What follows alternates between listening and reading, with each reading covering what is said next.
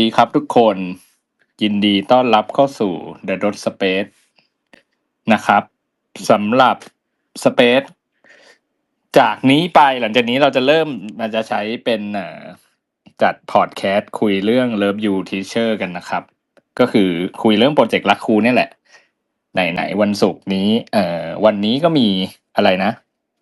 ตอน Special Behind มาให้ดูกันแล้วเนาะเป็นยังไงบ้างครับทุกคนดู Behind ไปชอบกันไหม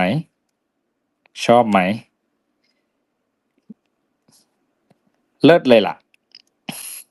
แม่ครับ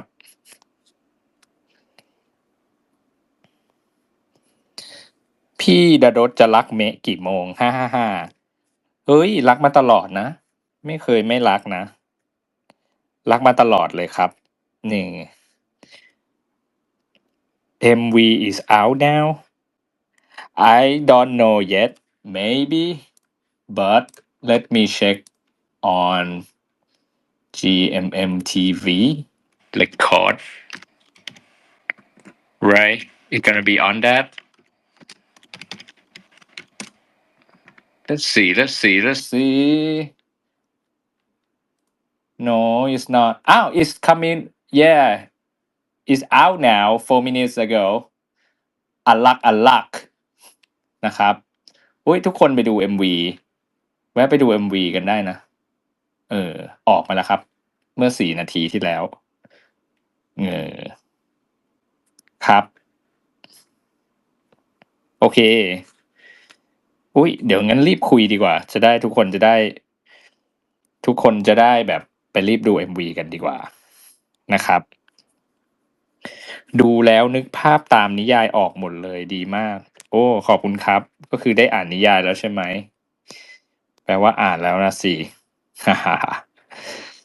ะครับโอเคไหนๆวันนี้ก็จัดพอดแคสต์รักครูเท่าโลกเลยเป็นเทปแรกของสัปดาห์นี้นะครับเลยมาเมาส์กันดีกว่าว่าเป็นยังไงนะครับซึ่งผมดูแล้วดูไออันสเปเชียลเนี่ยแหละใช่ไหมสิ่งแรกที่ผมรู้สึกเลยนะคือผมดีใจมากๆเลยที่ถ่ายเรื่องนี้เสร็จ ถามว่าทำไมดีใจว่าถ่ายเรื่องนี้เสร็จก็คือไม่รู้นะคือแค่ในเชิงวิชวลนั้นน่ะ คือแค่ดูฟุตดูเอ่อเรื่องภาพเบื้องหลังอะไรอย่างนี้ใช่ไหมมันทำให้เห็นถึงแบบว่าเรานี่ก็ผ่านมาเยอะเหมือนกันนะสำหรับ30 คิวการถ่ายทำซีรีส์เรื่องนี้อะไรเงี้ยแล้วมันก็ไม่ได้ง่ายอ่ะในแต่ละวันแต่ละครั้งอะไรเงี้ยคือเห็นแต่ละภาพทีไรก็คือแบบว่าเห็นถึงความเหนื่อยล้า หมายถึงว่านึกถึงวันที่ทำสิ่งนั้นอะไรเงี้ยวันที่เราทำงานกับทีมกับนักแสดงทุกคนอะไรเงี้ยก็ดีใจที่มันถ่ายจบอ่ะ เออครับผมนั่นเป็นความรู้สึกแรกแล้วก็ความรู้สึกที่สองคือพอถอยออกมาดูเป็นคนดูแล้วก็รู้สึกว่า เรื่องนี้มันแบบมันใช้สีคุ้มเกินไปหรือเปล่าอะไรเงี้ยคือแบบทั้งอาร์ตทั้งชุดอะไรเงี้ยคือแบบแล้วอันสเปเชียลนี่ก็คือแบบเห็นชุดเยอะดีเหมือนกันเนาะเห็นหลายเซตติ้งเหมือนกันอะไรเงี้ยเห็นเยอะกว่าที่ผมคิดในหัวอะไรเงี้ยตอนแรกผมก็นึกว่าโอ๊ยเนื้อหาคงอยู่แค่ EP 1หรือเปล่าอะไรเงี้ยแต่ปรากฏว่าก็ไปเยอะไปเรื่อยเลยเหมือนกันนะก็คือได้เห็นหลายชุดได้เห็นหลายโมเมนต์อะไรเงี้ยก็รู้สึกว่าเออหลากหลายดีเนาะครับผมอืมนะครับแล้วก็ฟังเหล่าคุณนักแสดงเขาพูดกันแล้วก็ก็รู้สึกว่าดีใจนะที่แบบว่านักแสดงทั้ง4 คนเลยดูจะได้อะไรไปได้อะไรกลับไปจากจากการที่มาทำโปรเจกต์นี้อะไรเงี้ยดูจะได้เรียนรู้อะไรใหม่ๆเราในฐานะผู้กำกับเราก็ได้เรียนรู้อะไรใหม่ๆจากน้องๆเหมือนกันอะไรเงี้ยครับผมเออ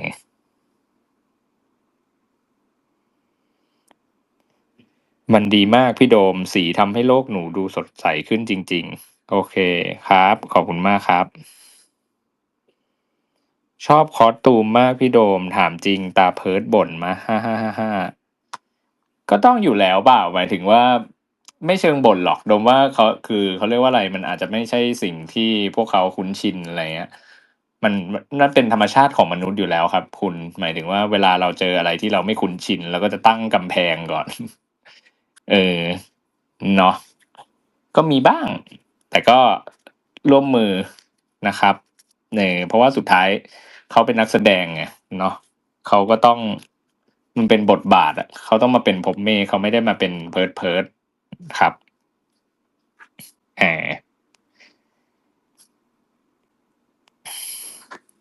ถ้าเต้นนั้นได้แต่ใดมาฮ่าฮ่าฮ่าเอาถามว่าได้มาจากไหนก็คือก็ประสบการณ์ในชีวิตเนี่ยแหละครับแล้วจริงๆแล้วคือผมก็คิดท่าเองอะไรเงี้ยเออแล้วผมก็เออทำท่านี้ปุ๊บแบบถึงคิดท่าเองนะต่อเองสักพักก็แบบอ่ะเอาแบบนี้แหละทำได้ไหมเพราะว่าเราก็มีเวลาสอนนักแสดงแค่แป๊บเดียวอะไรเงี้ยเราก็เลยอยากได้ท่าที่มันแบบแปลกๆแต่ก็เอาให้สอนได้ภายใน5 นาทีอะไรเงี้ยเอาแบบให้ทำได้อะไรเงี้ยก็เอาคือท่าแค่นั้นคือเพิร์ดยังงงเลยเอางี้ดีกว่าเออเราว่าก็ประมาณนี้แหละอะไรเงี้ยครับผมเอ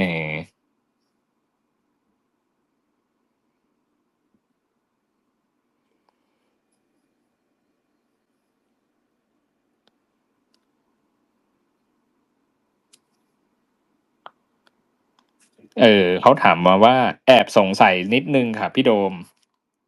คือว่ารู้สึกทุกคนพูดถึงตัวละครคนอื่นๆจะไม่เหมือนคนที่เป็นตัวละครนั้นอธิบายตัวเองเป็นเพราะมองผ่านเลนส์ของตัวละครคนละตัวไหมคะอุ้ยเป็นคำถามที่น่าสนใจ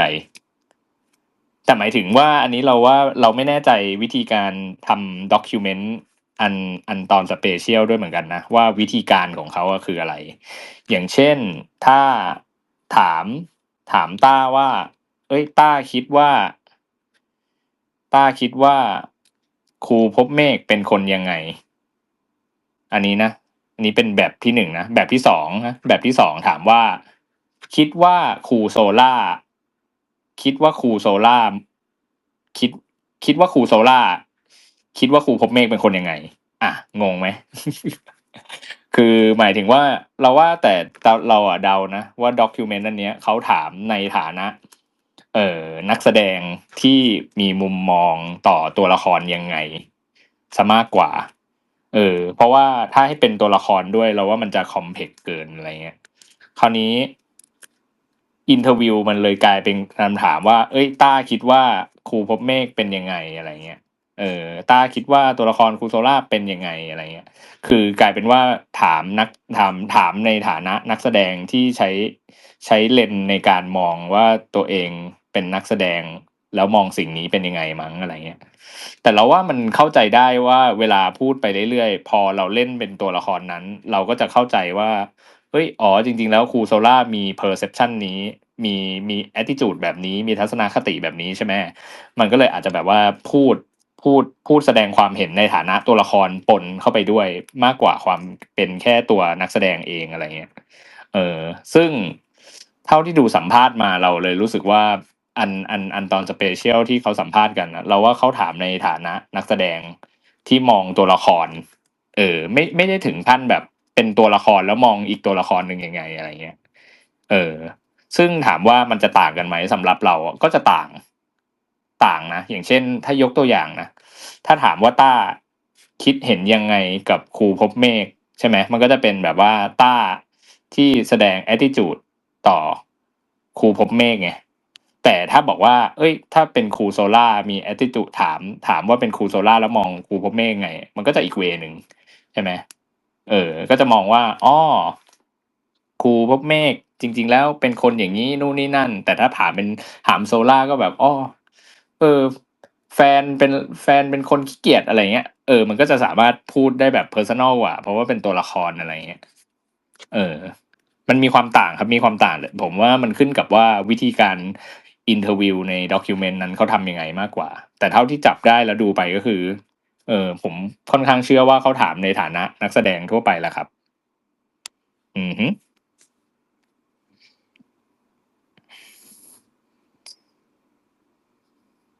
โอเค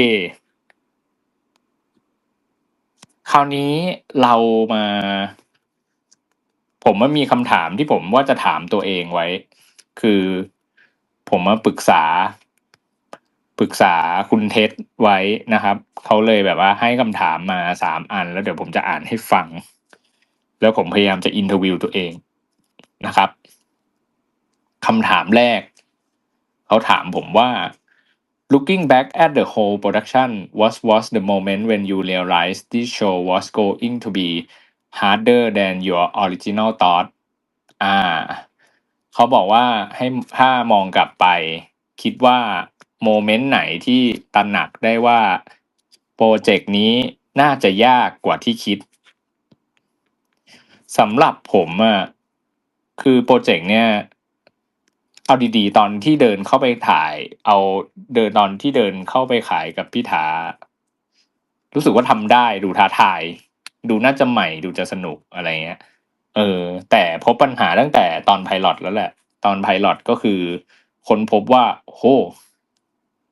ยากนะกับการที่จะควบคุมเด็ก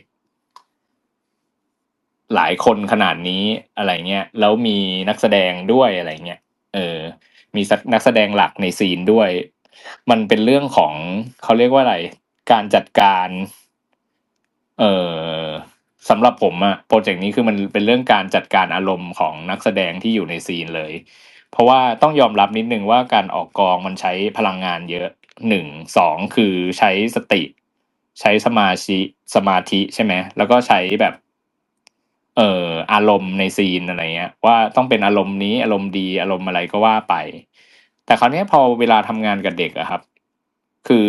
ด้วยความเป็นเด็กอะเนาะมันก็จะมีปัญหาเรื่องสมาธิเรื่องอารมณ์เรื่องอะไรเนี่ยแหละซึ่งมันเลยจะยากนิดนึงคือมันยากในระดับที่ว่าเราต้องถ่ายหลายรอบหรือเราควรถ่ายพาร์ทเด็กให้เสร็จก่อนอะไรเงี้ยอะไรก็ว่าไป แต่การที่ทำอย่างเงี้ยมันก็เลยส่งผลต่อบรรยากาศในกองด้วยในเชิงว่าคือนักแสดงก็ต้องมีการจัดการอารมณ์ที่คูณ 2เข้าไปอีกอะไรอย่างนี้ใช่ไหมเพราะปกติถ้า imagine นะทุกคนว่าเวลาเราออกกองแล้วถ้าไม่มีเด็กอ่ะก็แปลว่ามันเป็นการทำงานกับผู้ใหญ่อย่างเดียวก็คือเราคุยกันรู้เรื่องเราไม่ได้ใช้อารมณ์เพราะว่าเรามีเหตุมีผลกันใช่ไหมแต่พอมีเด็กอ่ะก็คือมันก็ต้องใช้ควบคู่ไปด้วยกันอะไรเงี้ย บางทีเด็กก็ไม่เราก็ไม่สามารถดีลได้แบบว่า100%ขนาดนั้นอะไรเงี้ยเราต้องใช้ EQ เข้าสู้อะไรเงี้ยซึ่งแปลว่านักแสดงกับทีมเราอะไรเงี้ยทุกคนก็คือจะเหนื่อยเกือบ2 เท่าอะไรเงี้ยเพราะว่ามันไม่ได้เป็นเรื่องของแบบแค่เล่นได้เล่นไม่ได้แล้วมันเป็นเรื่องของการแบบจัดการอารมณ์ของคนที่อยู่ในซีนด้วยกันอะไรเงี้ย เออถ้าน้องเล่นไม่ได้อะไรเงี้ยเราก็ต้องช่วยน้องใช่ไหมแล้วปรากฏว่าถ้านักแสดงเล่นเล่นเบาครับหมายถึงว่าอะไรบางทีนักแสดงคือแบบว่าเอ้ยถ้าเป็นผู้ใหญ่บางทีเรามีสกิลมีอะไรเงี้ยมันก็เล่นแบบผ่อนแรงได้ใช่ไหมเอ้ยรู้ว่าช็อตนี้รับใคร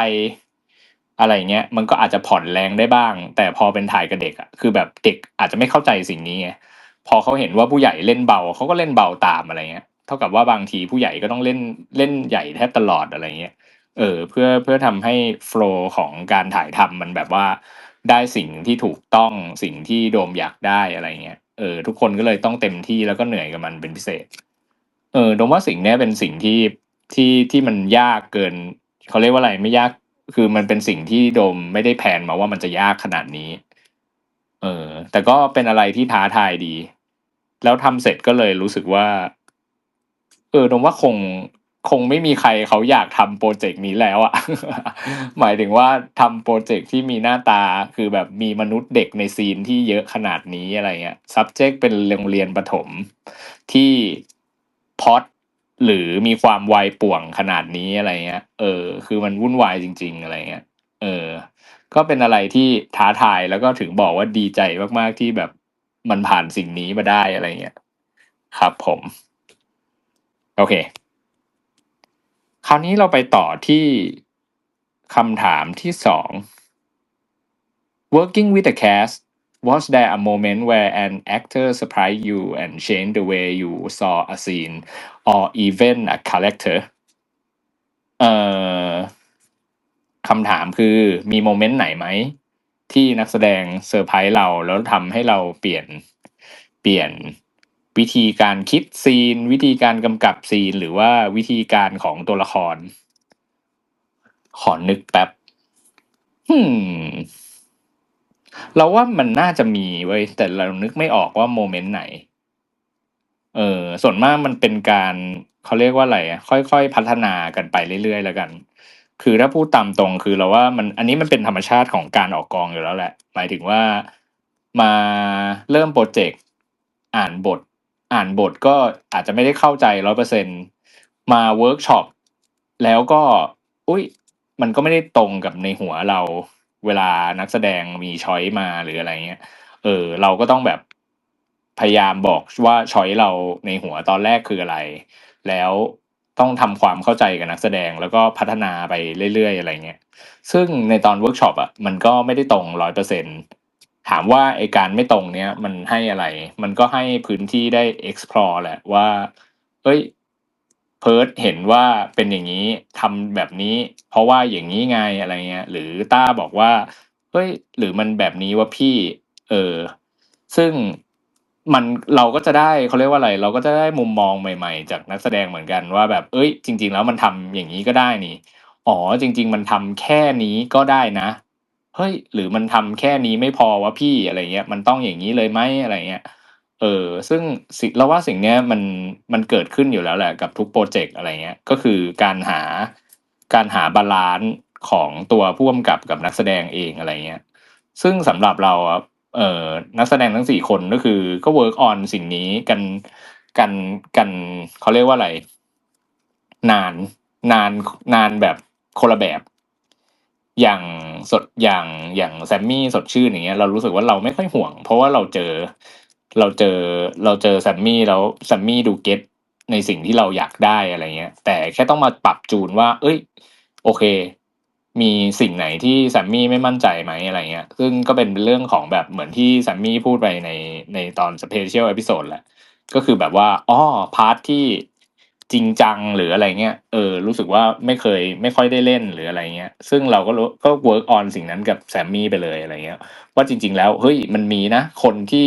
ตลกแล้วมันก็จริงจังได้อะไรเงี้ยมันไม่ได้เป็นว่าเอ้ยแซมมี่ต้องเล่นตลกทุกซีนคือมันไม่จำเป็นอะไรเงี้ยเพราะว่าตลกทุกซีนมันก็ไม่ค่อยมนุษย์อะ สำหรับโดมอะนะคือแบบรู้สึกว่าคนตลกมันก็มีเฉดจริงจังได้มีเฉดน่าสงสารมีเฉดเออหมายถึงคนตลกไม่จำเป็นต้องตลกตลอดเวลาแล้วก็จริงๆอาจจะไม่ต้องใช้คำว่าตลกก็ได้นะแซมมี่ใช้คำว่าอารมณ์ดีก็ได้คือไม่ต้องไปฝืนว่าต้องให้ตัวเองตลกตลอดเวลาก็ได้นะอะไรเงี้ยเอออย่างอย่างของเคก็อย่างของเคก็คือเป็นเรื่องของแบบอะไรใหม่ๆของเคเหมือนกันคือถ้าถ้าอันนี้แบบมองแบบตัดสินไปก่อนนะที่รู้สึกทำงานกับเคมาก็คือถ้ารู้สึกว่าโมเมนต์แรกโดมรู้สึกว่าเคน่าจะติดธรรมชาติของการแบบเล่นเป็นตัวร้ายนิดหนึ่งอะทุกคนหมายถึงว่าเขาน่าจะได้เล่นบทตัวร้ายบ่อยหรืออะไรเงี้ยมันก็เลยจะมีธรรมชาติของวิธีการพูดแววตาอะไรเงี้ยที่แบบว่าเหมือนแบบยังสลัดไม่ออก somehow อะไรเงี้ยซึ่งสำหรับเราอะคูจี้มันต้องไม่มีสิ่งนี้เลยอะไรเงี้ยก็ต้องมา work on สิ่งนี้กับเคเหมือนกันว่าเอ้ยจริงๆแล้วสิ่งที่เคขาดสำหรับโดมคือแบบเอ้ยจริงๆแล้วมันขาดเสียงในหัวนะมันขาดว่าเอ้ยมันมองสิ่งนี้อย่างนี้ไงมันเลยตาใสตลอดเวลาอะไรเงี้ยซึ่งเราว่ามันก็ไม่ใช่ธรรมชาติของเคหรอกว่าแบบจะมานั่งหน้าตาใสร่าเริงตลอดเวลาอะไรเงี้ยมันก็ไม่ใช่เคอะไรเงี้ยแต่เรารู้สึกว่าคูจี้มันต้องทำสิ่งนี้ให้ได้อะไรเงี้ยเพราะว่าคูจี้มันเป็นคนแบบนี้ไงอะไรเงี้ยซึ่งก็ work on กันไปเรื่อยๆก็เจอจุดที่แบบเอ้ยอันนี้ดีนะเคน่ารักอบอุ่นอะไรเงี้ยเออคราวนี้ของเซนต้าคือต้องเป็นทั้ง2ตัวละครใช่ไหมต้องเป็นทั้งครูโซล่าแล้วก็เป็นน้องซันอะไรเงี้ย ความยากแรกๆก็คือมันคือเรื่องการแบบทลายกำแพงแหละทลายกำแพงของการเป็นเด็กซึ่งเอาดีๆหมายถึงว่าพอเราโตขึ้นมาเรื่อยๆมนุษย์จะเริ่มแบบมีการสร้างกำแพงอ่ะเพราะว่าเราไม่ใช่เด็กแล้วเนาะเราจะเริ่มมีเหตุผลเราจะเริ่มแบบเขาเรียกว่าอะไรคอมเมนต์ตัวเองคอมเมนต์ตัวเองคอมเมนต์ตัวเองก็คือคนแบบเฮ้ยทำอันนี้ดีไหมทำอันนี้ดีไหมอะไรอย่างเงี้ยซึ่งพอมันเป็นนักแสดงอ่ะมันก็จะมีภาวะนี้เหมือนกันนะหมายถึงว่าจะแสดงสิ่งนี้ออกไปไหมแสดงออกไปแล้วมันจะดูใช่ตัวละครไหมหรืออะไรอะไรอย่างเงี้ยซึ่งประเด็นคือการเล่นเป็นน้องซันน่ะการเล่นเป็นน้องซันทุกคนคือมันต้องไม่มีสิ่งนี้ในหัวคือเพราะว่าเด็กไม่ได้คิดเยอะเด็ก7 ขวบไม่ได้คิดเยอะเออสงสัยอะไรถามสงสัยอะไรถามเลยอยากทำอะไรทำอะไรเงี้ยแบบต้องไม่คิดเยอะเพราะว่าถ้าคิดเยอะก็จะเป็นแบบจะเริ่มเป็นผู้ใหญ่แล้วอะไรเงี้ยซึ่งความยากก็คือนั่นแหละหมายถึงว่าต้าต้องปรับตัวกับสิ่งนี้ให้ได้ถ้าจะเล่นธรรมชาติของการเป็นเด็กให้ได้อะไรเงี้ยซึ่งมันจะออกชัดเจนนะต้าคือโดงก็เคยบอกต้าไปแล้วว่ามันจะแสดงออกชัดเจนว่าเฮ้ยคือคนดูรู้เลยว่าแววตาแบบนี้ไม่ใช่แววตาผู้ใหญ่นะแววตาแบบนี้แววตาเด็กอะไรเงี้ยเออถ้าถ้าต้าแบบอิสระกับตัวเองได้ขนาดนั้นน่ะคือมันก็จะว้าวเลยอะไรเงี้ยซึ่ง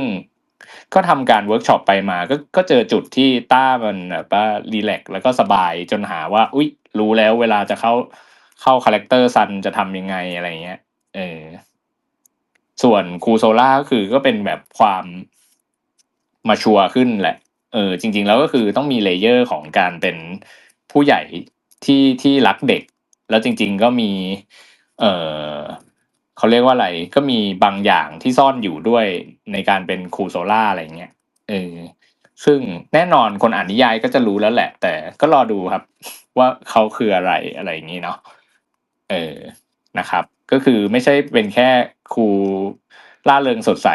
อย่างเดียวอะไรเงี้ยก็ยังมีเลเยอร์บางอย่างที่เดี๋ยวก็ต้องรอดูกันไปว่าคืออะไรนะครับส่วนเพิร์ดเพิร์ดเนี่ยคือต้องเป็นภพเมฆคราวนี้เป็นภพเมฆอะครับปัญหาของภพเมฆสำหรับโดมนะคือตั้งแต่ตอนเขียนบทแล้วเหมือนโดมก็เคยพูดไปแล้วแหละว่าครูภพเมฆมันเป็นผู้ชายที่ขับเคลื่อนด้วยความรักอย่างเดียวเลยอะไรเงี้ยซึ่งมันไอเดียลเหมือนกันไอเดียลเหมือนกันในที่นี้ของโดมคือมันก็มีความแบบเฮ้ยมนุษย์อะไรวะแม่งไม่มีฝันนะคือจะมีเมียอย่างเดียวอ่ะจะมีแฟนอย่างเดียวมีความรักอย่างเดียวอะไรเงี้ยเออซึ่งปัญหาคือแล้วเราจะทำยังไงให้คนคนนี้มันแบบมีเสน่ห์มั้งสำหรับโดมอ่ะเพราะว่าไดฟ์ของคาแรคเตอร์เดียวตอนนี้คือเรื่องความรักอย่างเดียวเลยอะทุกคนแบบมันจะทำยังไงอะไรเงี้ยซึ่งตอนแรกก็คือเหมือน work on กับเพิร์ดแล้วเราก็เจอปัญหาว่าโอเค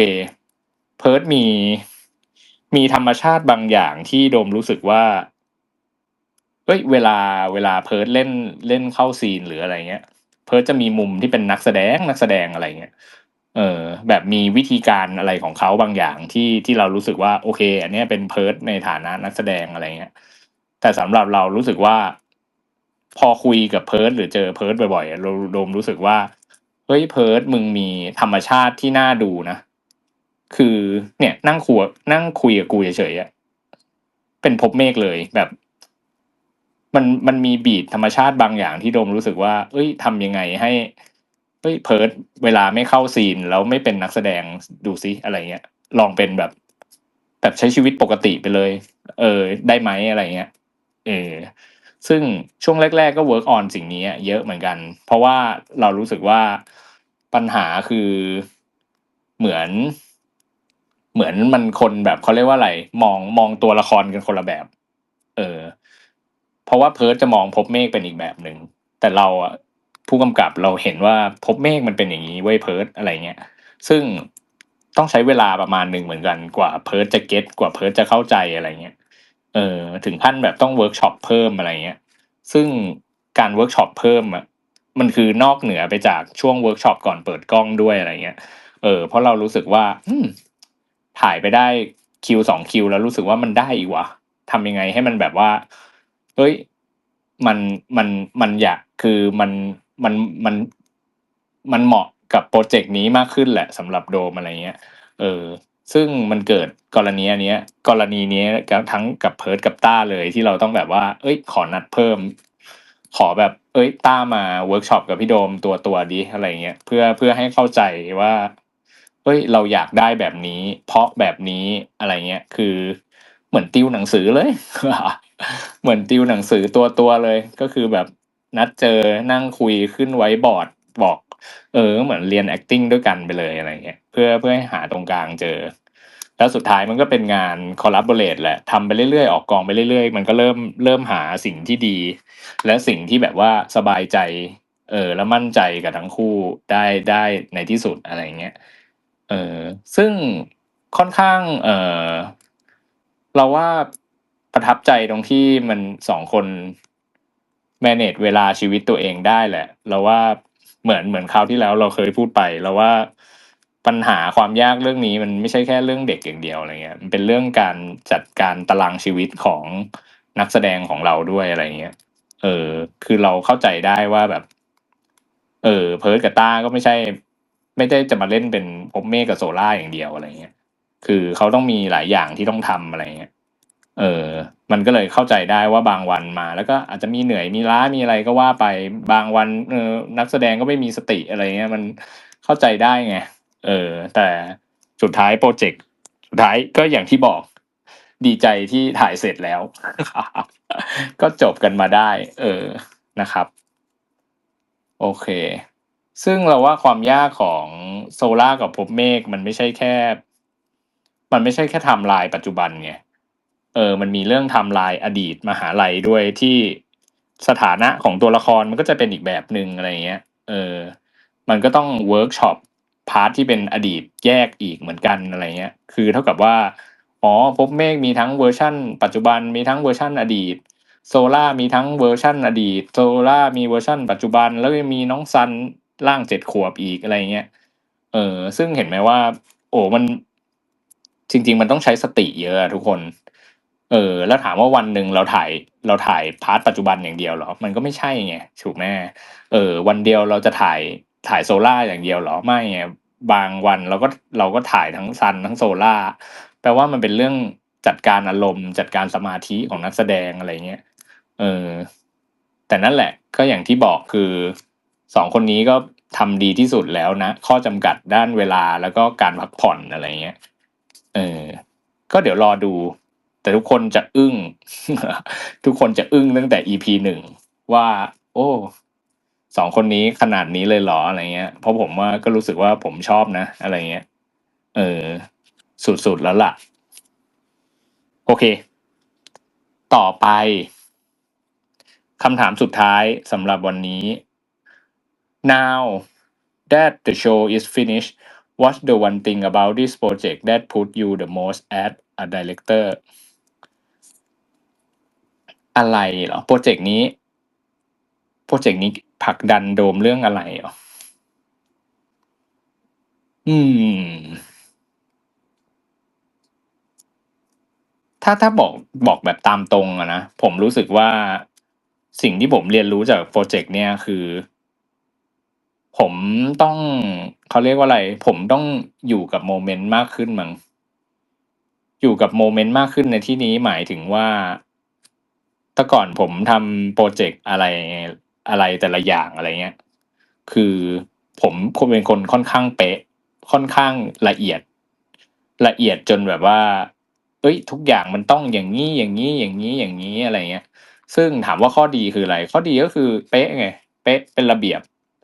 แต่ถามว่าในเชิงภาพยนตร์นะครับจริงๆแล้วอะเป๊ะ100%ก็ไม่ใช่ก็ไม่ดีเหมือนกันอะไรเงี้ยเป๊ะ100%ก็คือแปลว่าไม่ยืดหยุ่นไม่ยืดหยุ่นคืออะไรไม่ยืดหยุ่นก็คือเอาดีๆมันก็ไม่ธรรมชาติอะพูดง่ายๆไม่ธรรมชาติเออเป๊ะในที่นี้ยกตัวอย่างนะคุณหมายถึงยกตัวอย่างว่าอุ้ยนี่ตัวละครมันต้องเดินมาตรงนี้นะแล้วพูดไลน์นี้แล้วต้องหันฟึบเลยนะอะไรอย่างเงี้ยเนี่ยอันนี้เป๊ะใช่ไหมเพราะเรามีภาพในหัวชัดเจนอะไรเงี้ยแต่สุดท้ายการทำภาพยนตร์มันไม่ใช่ภาพในหัวของเราอย่างเดียวมันมีเรื่องของแบบว่าโอ๊ย ไปถ่ายโลเคชั่นจริงแล้วอ้าวเสือกเดินอย่างนี้ไม่ได้ ถ่ายจริงแล้วปรากฏว่าเอ้ยนักแสดงรู้สึกว่าไม่เข้าใจว่าทำไมต้องหมุนหัวต้องหันหน้าตรงนี้อะไรเงี้ยสุดท้ายมันเลยเป็นเรื่องการยืดหยุ่นในการถ่ายทำอะไรเงี้ยซึ่งสำหรับโปรเจกต์เนี้ยผมรู้สึกว่าเป็นโปรเจกต์ที่ผมค่อนข้างยืดหยุ่นที่สุดแล้วในชีวิตเพราะว่าอะไรเพราะว่ามันมีสิ่งที่ควบคุมไม่ได้เยอะ ควบคุมไม่ได้เยอะที่สุดคืออะไรก็คือเด็กๆอะไรเงี้ยหมายถึงว่าพอเราควบคุมเด็กๆไม่ได้ขนาดนั้นอะไรเงี้ยเออมันก็เลยเกิดการเรียนรู้ที่จะแบบยืดหยุ่นแล้วก็ปล่อยวางกับสิ่งที่ที่ที่ได้อะไรเงี้ยแล้วเราก็ต้องพึงเข้าใจไว้กับตัวเองเสมอแหละว่าหมายถึงว่ามันก็คงดีที่สุดนะโมเมนต์การถ่ายทำณเวลานั้นแล้วอะไรเงี้ยเออซึ่งเอาบอกตรงๆแบบอีพีแบบคิวแรกๆอะเครียดเพราะรู้สึกว่าทุกอย่างทำไมมันเคออสชิบหายวายป่วงขนาดนี้อะไรเงี้ยมันไม่ตรงกับภาพในหัวเลยอะไรเงี้ยแบบมันได้ไหมเนี่ยแล้วก็หงุดหงิดตัวเองอะไรเงี้ยแล้วสุดท้ายก็เลยแบบไปตกตะกอนแล้วนู่นนี่นั่นแล้วเรารู้สึกว่าโอเคเราอาจจะสติ๊กเกินไปหรือเปล่าเราอาจจะไอ้นี่เกินไปไหมอะไรเงี้ยพอเริ่มเรียนรู้สิ่งนี้มากขึ้นก็เลยเริ่มแบบรีแลกซ์ขึ้นเริ่มสบายใจขึ้นในการออกกองอะไรเงี้ย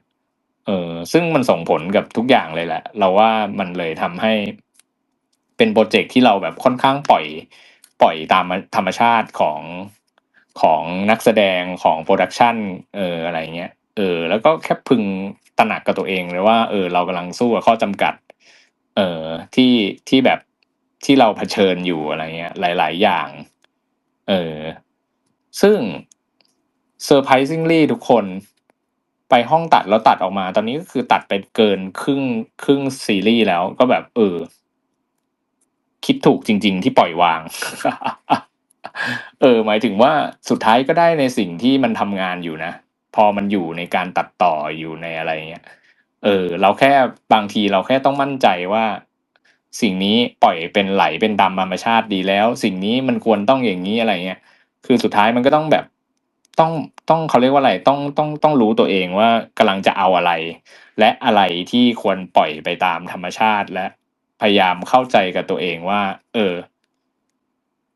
มันได้เท่านี้เพราะอะไรนู่นนี่นั่นอะไรอย่างเงี้ยครับเออ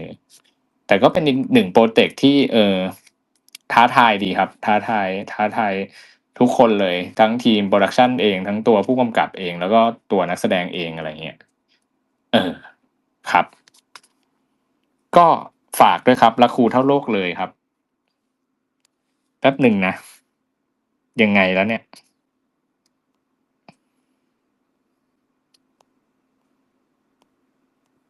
โอเคดึกแล้วทุกคนแต่เอาไว้ว่าประมาณนี้แหละประมาณนี้ในที่นี้คือเดี๋ยวครั้งต่อๆไปเวลาซีรีส์จบอะไรเงี้ยผมก็จะมาพูดอย่างนี้แหละเออพี่มีสาระมากหนูไม่ชินให้โอกาสผมมีสาระบ้างก็อีกผมติดตลกเกินจริงๆแล้วผมก็เป็นคนมีสาระได้เออเดี๋ยวช่วงคุยสเปซแต่ละครั้งก็จะมีสาระประมาณนี้แหละเพราะจริงๆแล้วเพราะว่าคนที่จะมาชวนคุยด้วยในแต่ละครั้งก็จะมีสาระกันทุกคนเลยนะครับโดยเฉพาะเพิร์ดนี่น่าจะมีสาระสุดแล้วนะครับโอเคก็ยังไงฝากด้วยนะครับรักครูเท่าโลกเลยนะครับ Love You Teacher สัปดาห์หน้าตอนแรกแล้วนะครับ14มีนาคมนะครับ20:30ทางช่อง GMM25 นะครับย้อนหลังได้ที่แอปวันดีนะครับโอเคสำหรับวันนี้อย่าลืมครับใครยังไม่ได้ไปฟังอัลลากับลักเธอก็ไปฟังกันด้วยนะครับโอเคครับวันนี้ราตรีสวัสดิ์ก่อนครับแล้วเจอกันครับสัปดาห์หน้าสวัสดีครับ